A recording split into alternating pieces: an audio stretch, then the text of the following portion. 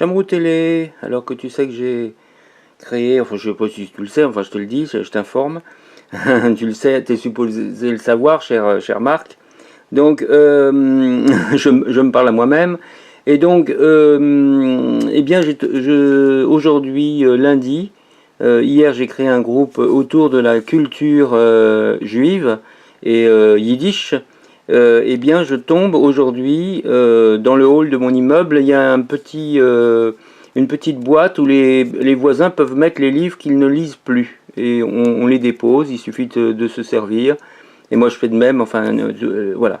Et donc là, en l'occurrence, nous avons aujourd'hui Primo Levi, Si c'est un homme, avec, on voit évidemment une photo dans les camps de concentration, et un livre qui semble plus positif, en tout cas par le titre, Jour tranquille à Jérusalem, de Mohamed Kassimi, voilà, paru en 2017, donc ça c'est récent, ça c'est un peu plus ancien, avec ici cette préface: j'ai eu la chance de n'être déporté à Auschwitz qu'en 1944. Alors c'est pas un titre écrit en français, je précise, c'est une traduction.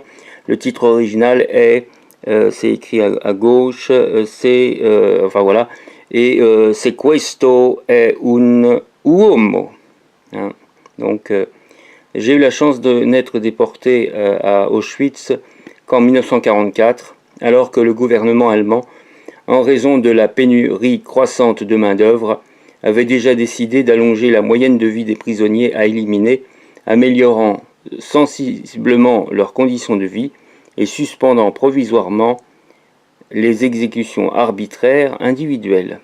Aussi, en fait de détails atroces, mon livre n'ajoutera-t-il rien à ce que les lecteurs du monde entier savent déjà sur l'inquiétante question des camps d'extermination. Je ne l'ai pas écrit dans le but d'avancer de nouveaux chefs d'accusation, mais plutôt pour fournir des documents à une étude dépassionnée de certains aspects de l'âme humaine.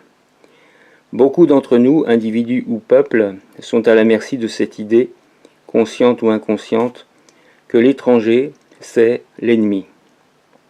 Le plus souvent, cette conviction sommeille dans les esprits comme une infection latente. Elle ne se manifeste que par des actes isolés, sans lien entre, nous sommes à la page 7 de cette édition, en l'occurrence de Julliard, pour la traduction 1987, mais là c'est en livre de poche, donc c'est une autre collection. Donc page 7, et nous passons à la page, le temps de tourner, la page 8, on est parti trop tôt, voilà. Et donc nous allons page 8, et on a perdu la phrase évidemment entre temps. Je donne le début de la phrase. Elle ne se manifeste que par des actes isolés, cette infection latente, sans lien entre eux. Elle ne fonde pas un système, mais lorsque cela se produit, lorsque le dogme informulé est promu au rang de prémisse majeure d'un syllogisme, alors au bout de la chaîne logique, il y a le lagueur, c'est-à-dire le produit d'une conséquence du monde poussé à ses plus extrêmes conséquences, avec une cohérence rigoureuse. Tant que la conception a cours, les conséquences nous menacent, puisse l'histoire des camps d'extermination retentir pour tous comme un sinistre signal d'alarme. Je suis conscient des défauts de structure de ce livre et j'en demande pardon au lecteur. En fait, celui-ci était déjà écrit, sinon en acte, du moins en intention et en pensée, dès l'époque du lagueur. Le besoin de raconter aux autres, de faire participer les autres, avait acquis chez nous, avant comme après notre libération, la violence d'une impulsion immédiate, aussi impérieuse que les autres besoins élémentaires. C'est pour répondre à un tel besoin que j'ai écrit mon livre. C'est avant tout en vue d'une libération intérieure. De là son caractère fragmentaire.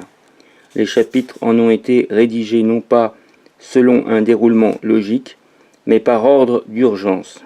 Le travail de liaison, de fusion, selon un plan déterminé, n'est intervenu qu'après.